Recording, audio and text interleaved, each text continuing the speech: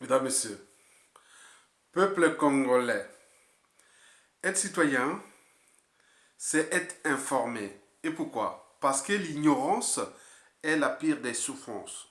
Le savoir et la connaissance vous libèrent.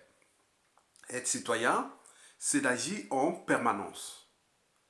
Et pourquoi? Parce qu'aucune cause n'est perdue d'avance. Et surtout quand elle est digne, juste, noble, légitime et voire civilisationnelle. Donc, seule la lutte libère. Parce que sans lutte, il n'y a pas de liberté, ni de la dignité de l'individu, et encore moins d'un peuple. Sans lutte, il n'y a pas de justice rendue à l'individu, et encore moins à un peuple. Sans lutte, il n'y a pas de respect du but même de la condition humaine, sociale et existentielle, c'est-à-dire l'accès à l'eau potable, à l'éducation, l'accès à la sécurité, l'accès au pouvoir d'achat, l'accès aux soins, l'accès à la mobilité, l'accès à tout ce que vous pouvez voir dans le but de la condition humaine, et donc les besoins vitaux, et donc il faut lutter. Et sans lutte, il n'y a pas, surtout, de paix et de progrès de l'individu, encore moins d'un peuple. Donc, seule la lutte libère. Mesdames, Messieurs, peuple congolais, nous faisons ces vidéos, c'est pour vous apporter la motivation. Pourquoi faire? Parce que nous vivons actuellement sous le joug de la dictature France-Afrique de Denis Sassou Nguesso, ce qu'on appelle l'esclavage et la colonisation entre noirs. Nous vivons l'esclavage et la colonisation entre noirs. Donc, la colonisation ou l'esclavage a quatre caractéristiques majeures que vous devez comprendre. Il y a tout comportement, toutes les privations de liberté. Ça, c'est l'esclavage ou la colonisation. Deux, il n'y a pas de démocratie dans l'esclavage et la colonisation, puisque vous êtes soit des indigènes ou des esclaves. Trois, on vous prive de vos conditions de vie, les minima vitaux, vous n'avez pas. Et quatre, ce sont des régimes souvent criminogènes, antisociaux, c'est-à-dire criminels. Vous avez tout compris. Donc nous vivons actuellement la colonisation et l'esclavage entre noirs. Or, seule la lutte libère. Si vous ne vous luttez pas, le colon ou le maître esclave Denis Sassou Nguesso n'est que de passage sur terre. Il va passer, voilà, il a fait ça pour lui, il a fait ce qu'il avait à faire contre ce peuple, et c'est que nous sommes en train de constater. Nous vivons actuellement l'esclavage et la colonisation entre noirs. Donc nous sommes, aux yeux du droit international, devant le régime de Denis Sassou Nguesso, nous sommes soit ses sujets, ou ses indigènes, et encore pire, ses esclaves. Il faut les reconnaître. On est des esclaves des Sassou Nguesso. Mais pas moi, moi, je suis affranchi, je suis libre depuis. Je ne peux pas accepter l'inacceptable, tolérer l'intolérable. Et donc, ce que je fais, donc je suis un citoyen. Donc, j'ai des droits et des devoirs. De désobéir, de résister et de se révolter contre l'injustice, l'oppression et la barbarie. Ça, les vertus d'un citoyen. Or, l'esclave ou l'indigène doit obéir, se soumettre et glander sans se rebeller. Donc, ce n'est pas mon état d'esprit. Mesdames, Messieurs, peuple congolais, ceci dit, vous le savez tous comme moi, que ce mois de mars est celui de tous les défis et de tous les dangers. D'un côté, le dictateur et son système, et de l'autre côté, nous, peuple congolais. Vous savez que le premier défi et danger du dictateur commence, et de tout le monde, commence le 17. C'est là où je vais traiter ce sujet-là du 17 mars. Là où Sassou pourra certainement damer le pion aux armées et les humilier. Ce sera le premier round. Donc nous sommes là comme dans un combat de boxe. Donc entre le 10 mars et le 17 mars, On est en train de s'échauffer. D'un côté, le dictateur, et de l'autre côté, nous, peuple congolais. Donc, le combat de boxe commence le 17, le premier round. Il sera le dictateur face aux armées. Et c'est ce que je vais vous expliquer là. Et après, le deuxième round sera celui du 21 mars. Et ça va aller jusqu'au 12e round. Et ces rounds-là vont se succéder dès le 21. Le 21, le 22, le 23, ce sera que des rounds, hein, comme la bataille. Et donc, vous voyez ça. Donc, il faut retenir que nous sommes là en train de s'échauffer. On est dans un combat de boxe entre le peuple et le régime. Et donc, lui, il a lancé ce défi contre nous, peuple congolais, c'est-à-dire les civils et les militaires, d'abord le 17.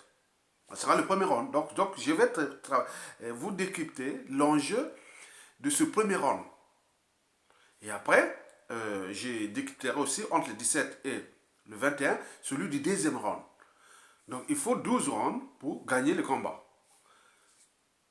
Donc s'il y a un coup KO, donc on ne peut même pas aller au troisième round, puisque s'il fait un coup KO dès le deuxième round, ce qui sera le 21, bon, on ne pourra même pas plus aller dans le troisième round.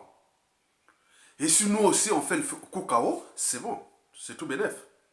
On aura récupéré notre pays, sauvé des vies, et récupérer notre liberté et dignité, et commencer à repenser notre pays ensemble dans la dignité. Donc nous avons des rounds, 12 rounds qui nous attendent. Ça commence dès le 17. Retenez bien le 17 mars, le premier round. Il sera en face des armées. C'est le plus dur pour lui déjà. S'il passe ça, c'est fini. Il passe au deuxième round. Ce sera peut-être un coup KO. Et là, ça y est. Et on deviendra des esclaves pour une durée indéterminée. Ça sera la honte de tout le monde. Sassou Nguesso. Et voilà. Le Néron tropical, celui-là qui a été envoyé contre ce peuple-là. Et voilà. Vous aurez tout compris. Mesdames, Messieurs, peuple congolais, en tant que citoyens congolais, nous sommes individuellement et collectivement à jour J-7 de la triste humiliation annoncée des armées congolaises et de la force publique par le dictateur France-Afrique, Denis Sassou Nguesso. Et pourquoi? Parce que historiquement, au temps de paix, aucun tyran, ni monarque, et encore moins un roi, n'a osé séparer l'électorat de son pays. Nous sommes là, il y a Denis Sassou Nguesso au milieu, et de l'autre côté, il a séparé les armées, la police, la gendarmerie, notre centrale de renseignement et de documentation. Ils vont voter comme des moutons avant le peuple. Ça sera le 17. Et de l'autre côté, il attend le peuple pour le 21 mars. C'est du jamais vu. Nous sommes donc à 4, entre les deux humiliations, il y a 4 jours, 17 et le 21. Je répète, historiquement, au temps de paix, puisqu'on dit qu'il y a la paix, mais pourquoi séparer les armées, la police et tout le monde? C'est eux à côté. Maintenant, là, c'est d'abord eux qui vont voter avant le peuple. Et après, on va... voilà. Aucun monarque, aucun tyran, ni roi n'a osé lancer ce défi à séparer la force publique, les armées et la gendarmerie et tous les moyens de sécurité et de sûreté contre le peuple. Jamais, jamais, jamais, jamais. Historiquement, depuis que l'humanité existe, on n'a jamais fait ça. Au temps de paix, jamais, jamais. Jamais. Parce que les armées, les militaires, les policiers, les gendarmes, et tous ceux qui s'occupent de nos centrales de renseignement, ce sont des citoyens. comme le peuple. Mais pourquoi les séparer? C'est un défi. Ça soit lancé un défi. C'est ce qu'on appelle le premier round. C'est un combat de boxe.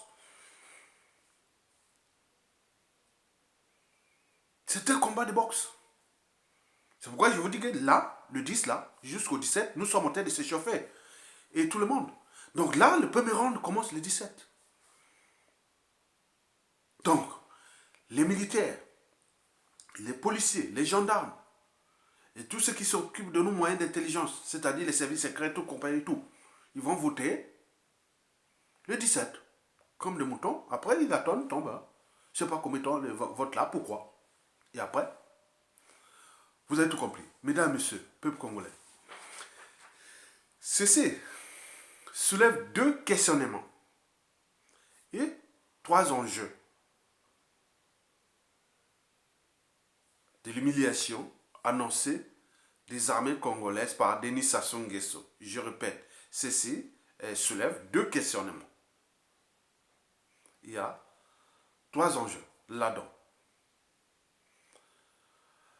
Parmi ces deux questionnements, figure 1. L'armée va-t-elle boycotter cette séparation électorale? Et pourquoi? Et pourquoi faire? Je répète, est-ce que l'armée va-t-elle boycotter cette séparation électorale? Et pourquoi faire? C'est désobéir, résister et faire entendre ces bruits de bottes. Rester fidèle au peuple et à la nation. Et non à un monarque, à un tyran qui ne cesse de trahir tout le monde dans ce pays.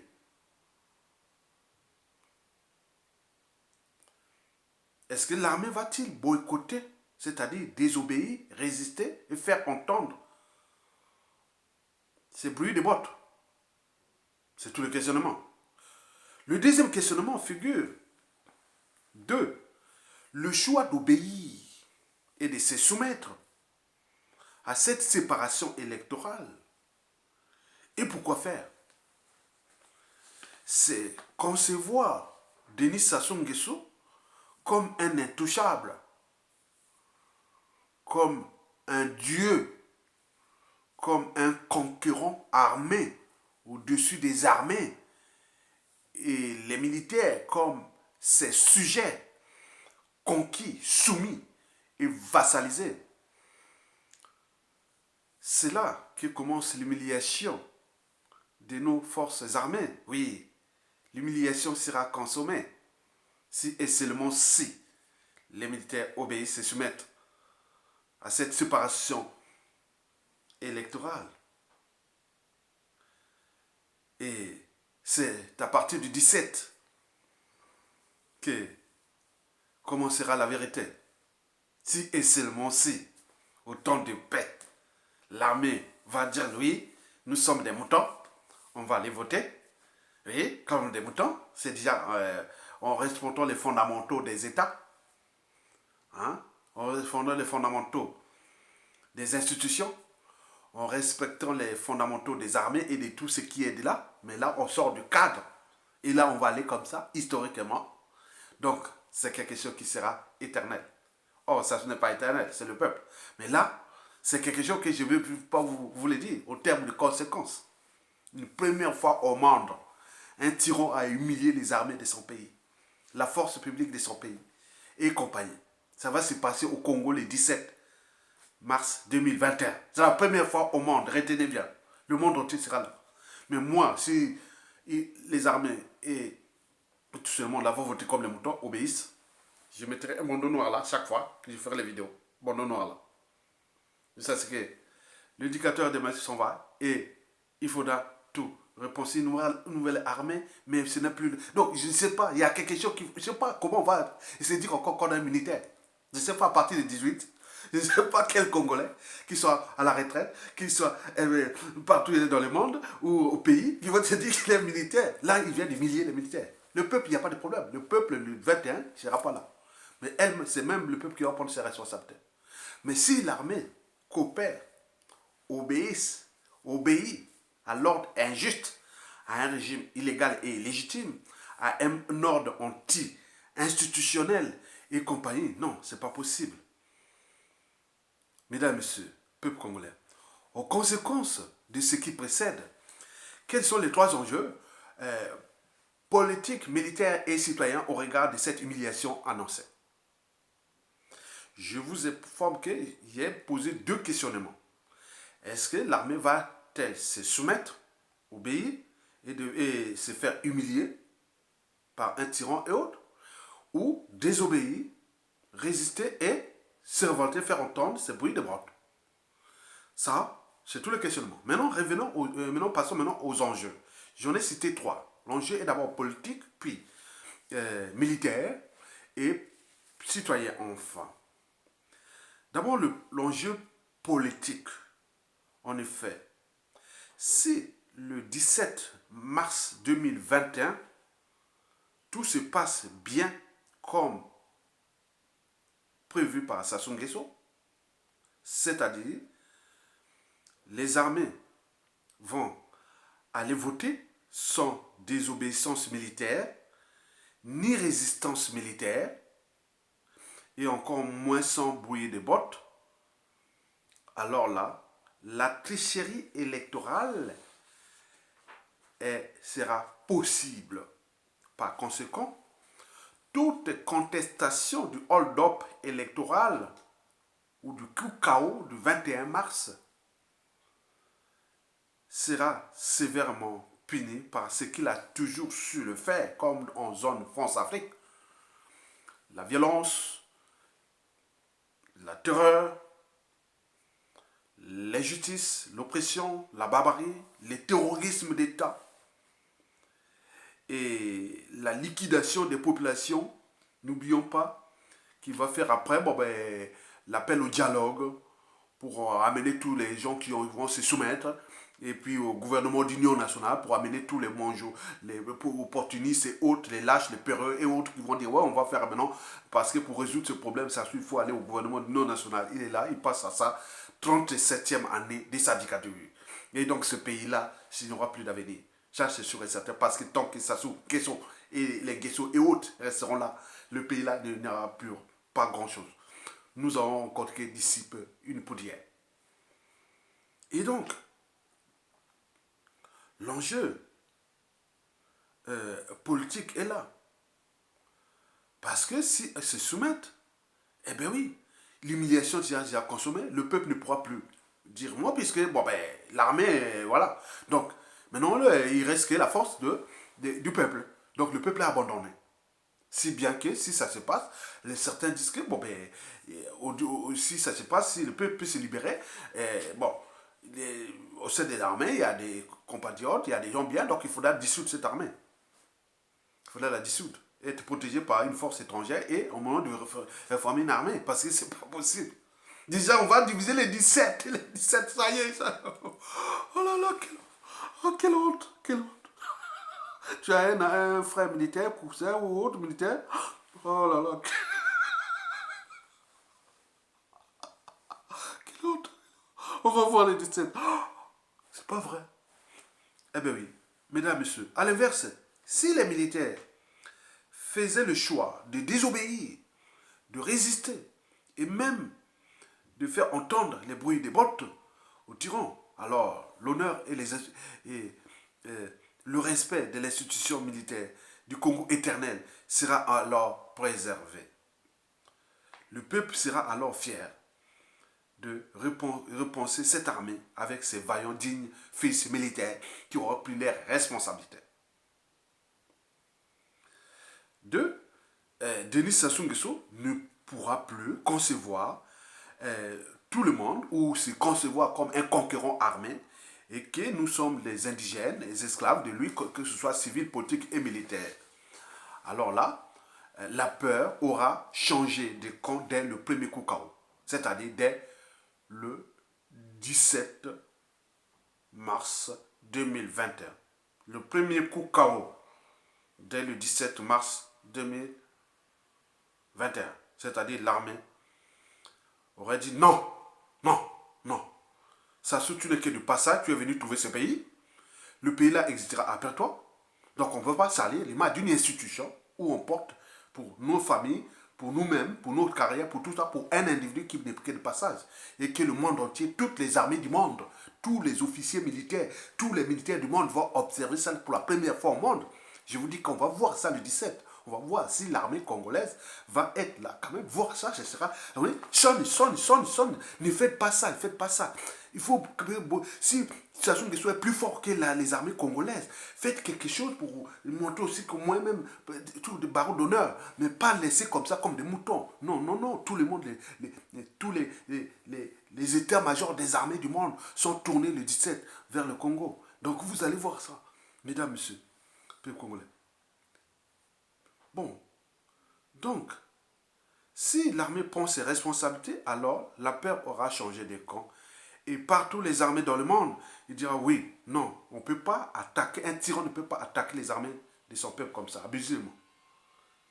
Et donc, nous aurons passé à une étape supérieure. C'est-à-dire, dès le 18 mars, 19, 20, ça va dire, ah non, non, non, non, non, là, est-ce que je vais au KO? Est-ce que, donc il va commencer à s'inquiéter. Donc, vous avez tout compris. Je vais parler en détail parce que nous aurons d'autres vidéos à venir en fonction de la situation. Mesdames, Messieurs, peuple congolais. Le deuxième enjeu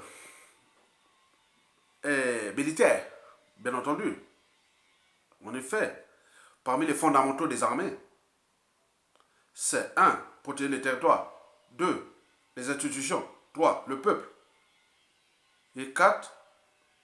Faire la paix. Parce que quand la défense avance, la paix avance. Et donc, nous sommes là dans ce cadre-là. Donc, avant, le Congo a existé avant Sassou Nguesso. Il existera après lui. Il n'est que du passage. Comment vous allez salir quelque chose qui va exister éternellement d'une nation à cause d'un individu qui va représenter qu'une minute de l'existence du Congo? Sassou Nguesso, dans le passage de tout le Congo qui va exister encore d'elle, Sassou n'est qu'une minute de ça. Donc vous allez sacrifier toutes les institutions militaires, le peuple et autres pour un tyran qui est déjà à bout de souffle, au bout du rouleau, qui vous humilie et vous ne vous rendez même pas compte. Donc vous avez tout compris. Il faut se dire que l'armée doit saboter ce processus-là pour qu'il fasse entendre sa voix que non, nous sommes là, hein, donc on est là. Tu as foutu au bazar toute cette armée qui est devenue une armée d'occupation parce qu'il y a des mercenaires, tout ont mélangé, on ne sait qui, mais dans ces effectifs, il y a quand même plus de 60%, 80%, c'est encore des Congolais. Même si dans 100% de cet effectif, il y a 20% d'étrangers qu'il avait incorporé comme ça pour faire créer une armée hybride, toxique ou qui ne peut pas réfugier. Donc on le sait même, on m'a informé que tous les officiers congolais de souche, ils connaissent qui est officier étranger qui est dans les armées congolaises. Donc nous devons nous séparer de là, monter notre responsabilité. C'est eux qui ont peur, même si on leur a donné les moyens de renseignement, de traquer les nationaux, les officiers et autres. Vous devez vous regrouper avec les officiers qui sont des vrais Congolais. Et dire non, non, on doit entendre notre voix. Et les opérations militaires, et ils vont subir, parce que ce pas des gens qui n'avaient pas le droit d'être dans cette armée. Donc nous allons voir au niveau des états généraux des armées. Et aussi de la police, puisque c'est pareil. Ça soit à semer le bazar dans toutes les institutions du pays. Hein. Tu crois que moi, je peux arriver à être... J'arrive comme ça, je deviens militaire dans l'armée britannique ou française ou allemande ou américaine, comme ça, je sors nulle part, je dois le matin, le président des États-Unis ou de la France ou non, va rentrer dans l'armée, on te donne des grades et tu vas même être au niveau des pôles stratégiques d'une nation. C'est parce que chez l'Emboshi au Congo-Brazzaville, ça s'est passé jamais. Avant 1997, ça n'existait pas. Donc, vous voyez comment Sassou Nguesso et l'Emboshi ont détruit le peuple et ses institutions dans les armées. Et pour combien de temps encore? Donc, le 17 mars, nous pourrons nous retrouver dans deux choix. Ou les militaires boycottent cette humiliation. Et à ce moment, qu'est-ce qu'on en fait? Deuxième cas, c'est-à-dire en boycottant, ils attendent le 21 et pour se regrouper au niveau du peuple et pour entendre leur voix et la révolte part entre l'armée et le peuple ensemble.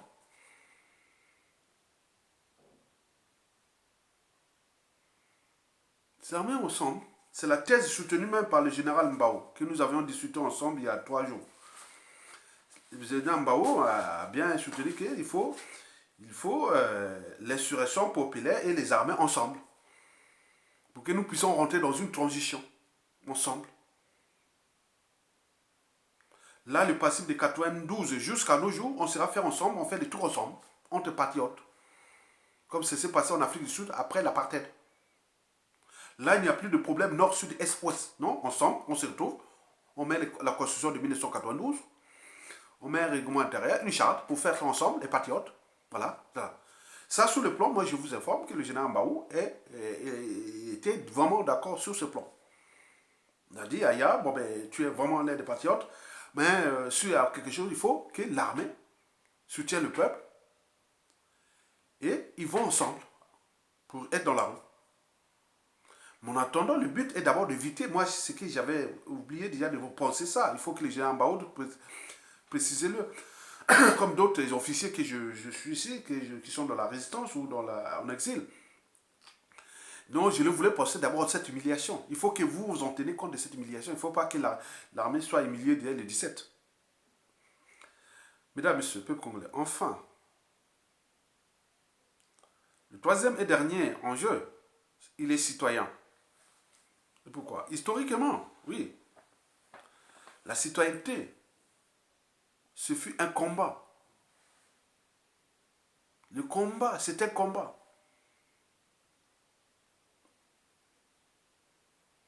Je vous prends par exemple, tout a commencé quand même plus de 10 000 ans avant Jésus-Christ, ce qu'on appelle les néolithiques. Là a commencé la première civilisation, en fait, le feu, l'agriculture et tout. Bon, donc on a commencé à créer les premiers villages. Donc les gens étaient dans le nomadisme total. Maintenant là, on s'est sédentarisé. Donc on se retrouve dans des petites tribus. On commence à fabriquer des tribus. Des petites tribus. Et donc dans ces tribus, il y a des petites familles, groupements de petites familles, des petits villages. Donc on se nourrit de la pêche, la chasse, la quête. Et donc là, parfois, l'agriculture, voilà, l'agriculture commence aussi. Et c'est là que commencent les problèmes d'occupation, de guerre et autres. Donc on peut être assiégé. Assiégé, il y a des villages qui ont été assiégés. Soit pour venir prendre les récoltes, ou venir simplement récupérer tous les gars pour aller faire des guerres autres. Donc c'était comme ça, au départ. C'est-à-dire depuis le début de la civilisation. Ça, il y a 10 000 ans, avant Jésus-Christ. Et ça s'est continué progressivement jusqu'à l'Empire chinois. 5 000 ans avant Jésus-Christ. Après, arrivait l'égyptologie. Moins de 600 ans avant Jésus-Christ. Puis, arrivait l'Empire grec. Et c'est là commence la citoyenneté. C'est-à-dire, vous avez les droits et devoirs. Que vous soyez civil ou militaire, vous avez les droits et devoirs envers votre nation. Quand elle est en danger, tout le monde doit se battre. On doit protéger le peuple. On doit protéger tout nos intérêts. Et cette citoyenneté-là commence par ce qu'on appelle la démocratie. On a des droits et devoirs d'aller voter. Voilà. Mais la citoyenneté grecque fut fermée. On n'essaie pas grec. On ne devenait pas grec. On essaie grec. Je répète. On ne devenait pas grec. On essaie grec. De père en fils. De mère en père. Voilà. Donc, il n'y a que ça. Papa et maman qui est grec.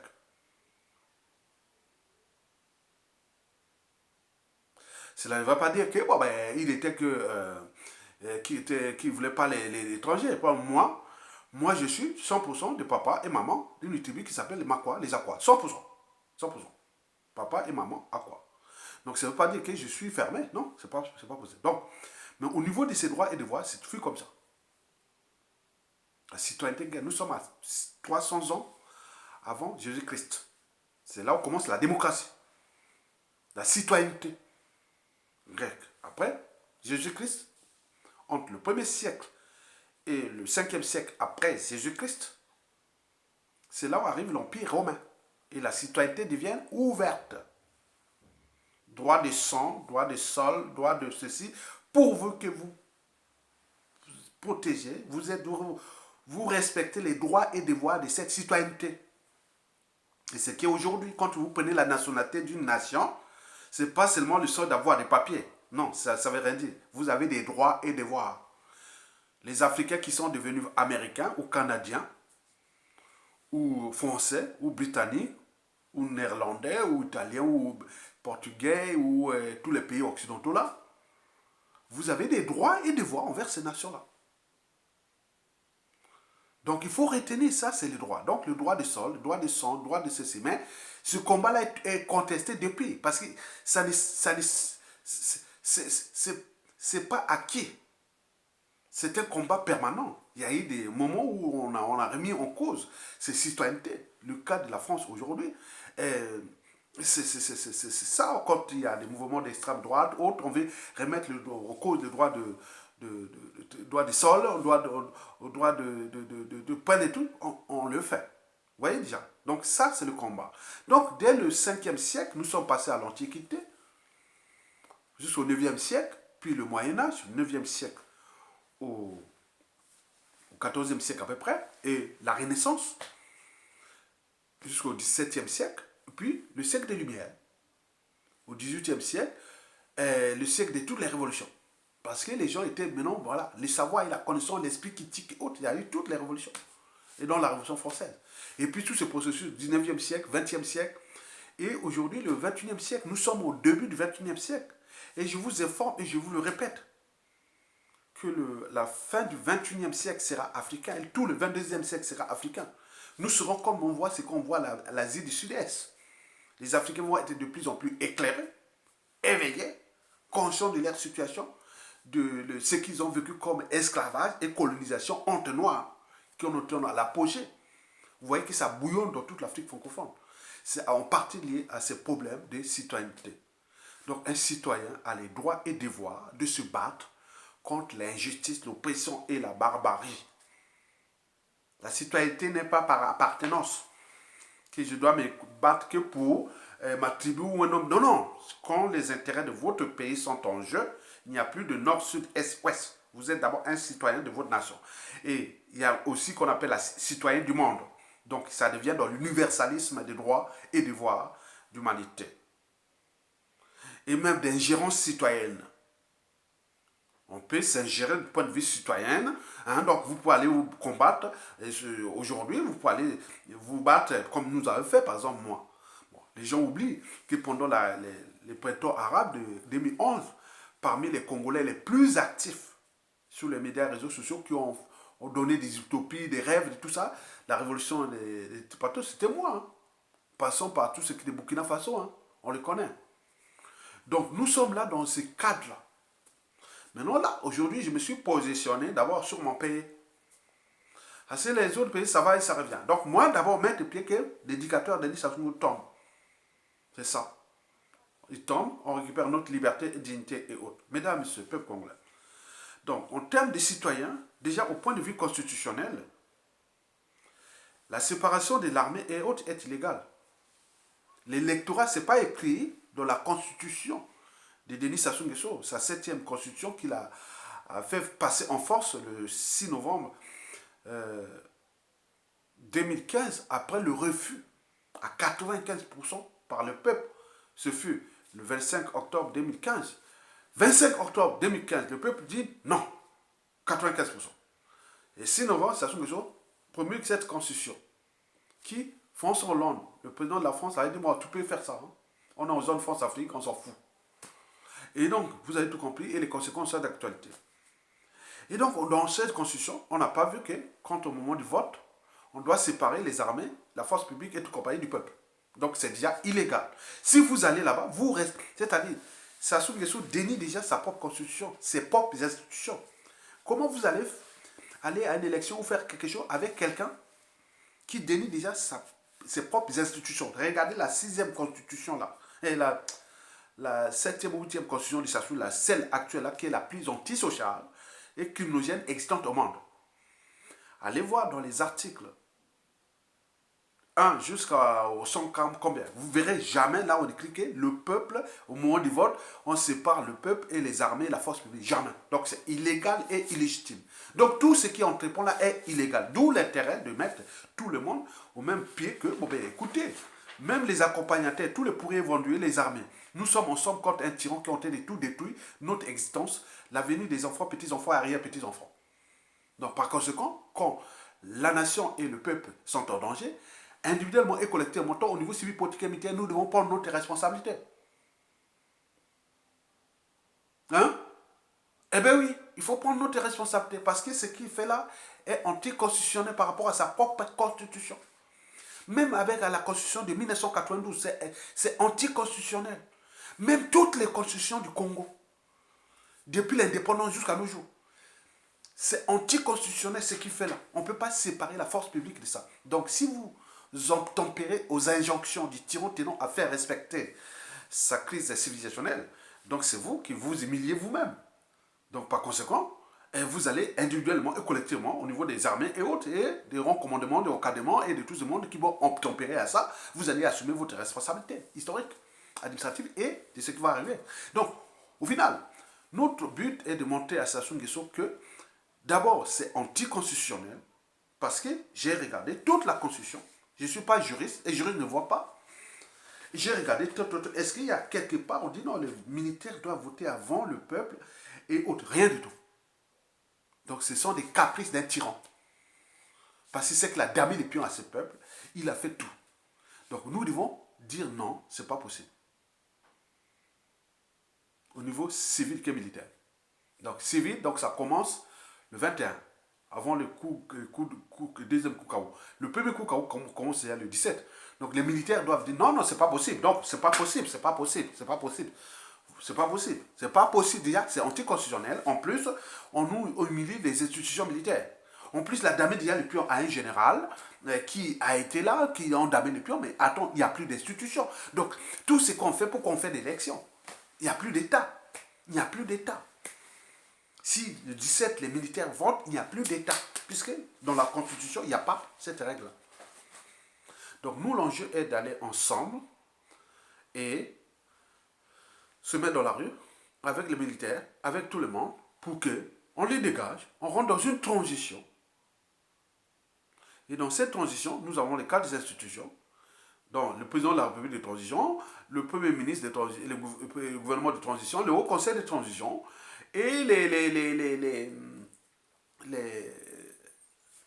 l'Assemblée constituante, et on aura 4-5 priorités à faire, repenser la commission vérité et réconciliation comme ça s'est passé en Afrique du Sud, remettre tout ce qui est des audits de l'État, des impurités, des audits de l'État, États généraux, et tout ça, renflouer les quêtes de l'État, repenser les choses, les trucs bien, et troisièmement, les institutions nouvelles et repenser une nouvelle nation, le fédéralisme à la congolaise. Et cinquièmement, repenser le danger de la France Afrique éducateur à la France Afrique des peuples. Et cinquièmement, la sous-région. Comment faire quoi pour qu'on soit en paix entre nous, pour qu'on met enfin la démocratie qui doit commencer d'abord à notre échelle. Donc nous sera une diplomatie stratégique dans la sous-région pour qu'on transforme pas à pas le bassin du Congo en une zone de démocratie pour que nous puissions nous avancer. Mais en ce qui concerne la commission vérité et réconciliation, tout ce qui s'est passé avant, on va faire dans le sens de consensus pour réparer seulement des trucs. Donc, d'où l'intérêt de dire à Mathia Ndjan, à Guy Parfait Kolela, avec nous créer rien. Bon, on va faire quelque chose de fait. Donc, nous, le sommes que mettre un piège à Sassou pour qu'on soit ensemble. Et là, comme un peuple, c'est fini. On se retrouve. Ah oui, on se retrouve ensemble. On remet quelque chose. Parce que le mal, c'était lui. Parce qu'aujourd'hui, aucun parti politique, aucune officine politique, aucun pouvoir politique ne pourra réparer l'âme de ce peuple. Donc il faut une communion nationale, des conciliations, des réconciliations, commission vérité et réconciliation. On va voir qu'est-ce qui ne s'est pas passé. Ceux qui ont des comptes à rendre ou autres, il faut demander réparation en termes d'intérêt général. Mais ceux qui ont tué les gens, ça sera vraiment la prison, ça c'est sûr et certain. Mais le reste, ce sera des mesures d'intérêt général. Mathieu Njombe, ben, tu as fait tout pour faire partie de Sassou Nguesso. Bon, maintenant, en mesure compensatoire, les tout d'intérêt général, vous avez tout. Et les autres, on peut en citer plein de gens. Et faire ça pour qu'on sorte là positivement, on laisse quelque chose, les noms qui restent, c'est fini. On n'entend plus que les noms tels là, dans l'histoire, dans l'espace et le temps, ce sera plus le problème. Donc il faut penser à l'avenir, parce que l'avenir, c'est toujours le passé et le présent qu'on ignore. Je ne veux pas que mon nom porte une lourde responsabilité dans ce pays. Et pour passer, ce n'est pas avoir un titre de président, ni quoi que... Non, c'est faire cette commission. Qu'est-ce qui s'est passé?